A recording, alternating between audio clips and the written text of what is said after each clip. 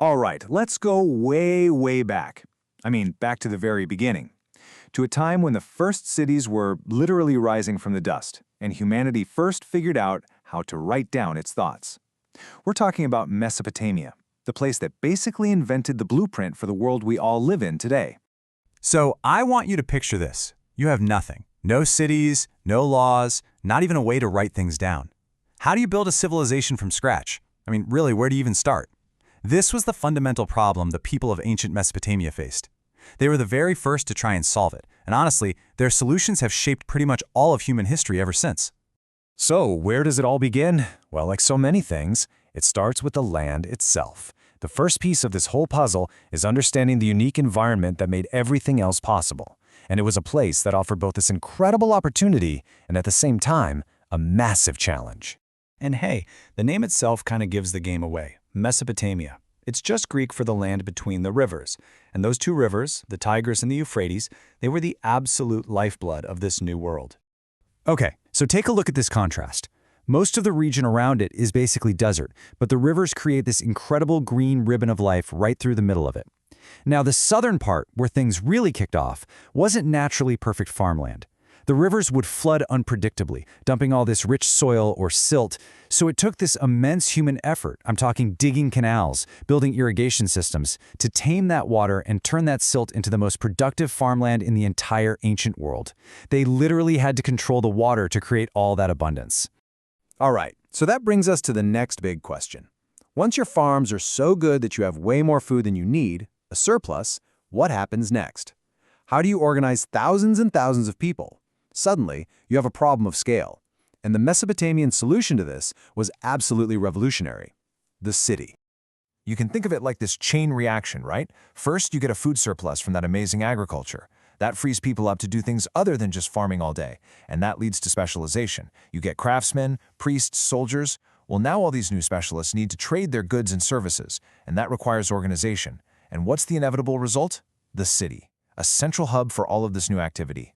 And check this out. This right here perfectly illustrates the point. This is the Warka head, one of the earliest, most stunning portraits of a human face we've ever found. It's a masterpiece for sure. But just think for a second about what it takes to create it. You need a master sculptor, someone who has spent their life honing that craft, not farming. And the materials, the beautiful white marble, the lapis lazuli for the eyes, the shell, all of that had to be imported from hundreds of miles away. So this one object tells you the whole story of specialized labor and long-distance trade. That's the very essence of what a city is. So who was running the show in these early cities like Uruk? Well, at the very heart of it all were the temples. They were so much more than just places to worship. They were these massive economic engines. You had priests and administrators organizing the farming, collecting and storing all the grain, and managing these complex trade networks. They were the central hubs, the command centers, trying to keep this whole new, complicated system from falling apart. But all this success created a brand new, massive problem. How on earth do you keep track of it all, right? How do you remember who owns what, who paid for which goods, exactly how much grain is in the warehouse? I mean, human memory can only do so much. The solution they came up with would, and this is no exaggeration, change the world forever. They invented writing. The system they developed is called cuneiform, and the name is actually pretty literal. It comes from the Latin words for wedge and shape, and that's because it describes the distinct marks that a reed stylus makes when you press it into a soft clay tablet. It's one of the very first true systems of writing ever. And you can actually see the evolution here. It's so cool. The really early tablets from around 3200 BCE used simple pictures. We call them pictographs, a little drawing of an ox or a fish. But over hundreds of years, it got way more abstract. Those wedge-shaped marks started to represent sounds, the syllables of their language, not just pictures of things. Writing literally went from drawing an object to representing speech. So here's the really wild part. Think about why we write today. Poetry, novels, history, love letters. But that's not why it was invented, not even close. The earliest writing was all about accounting. The very first tablets we found are just lists, thousands and thousands of them. Receipts for oxen, inventories of fish, loaves of bread. Writing was born from the totally practical need to manage the complex economy of a city. It was a tool for bureaucrats. And there's this amazing quote from a later Mesopotamian epic that just captures the awe of this invention. The story is about a king who needed to send a message that was so complicated his messenger couldn't memorize it. So what does the king do? He invents writing, right there on the spot. It's just a great reminder that something we totally take for granted was once this world-shattering breakthrough. So, they built cities, and they invented writing. Huge deal, right? But believe it or not, the story doesn't stop there. The solutions that Mesopotamia came up with thousands of years ago are still deeply, deeply embedded in our lives today, often in ways you probably don't even realize. Seriously, think about how you measure your world. Ever wonder why there are 60 minutes in an hour or 24 hours in a day? That comes directly from the Mesopotamian base 60 counting system.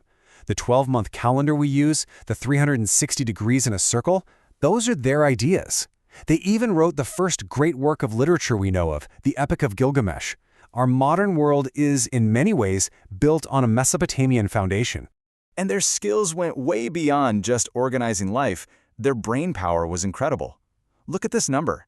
Looks kind of random, right? Well, get this. This is in Mesopotamian calculation of the square root of 2 from a clay tablet written around 1800 BCE, and it's accurate to 6 decimal places.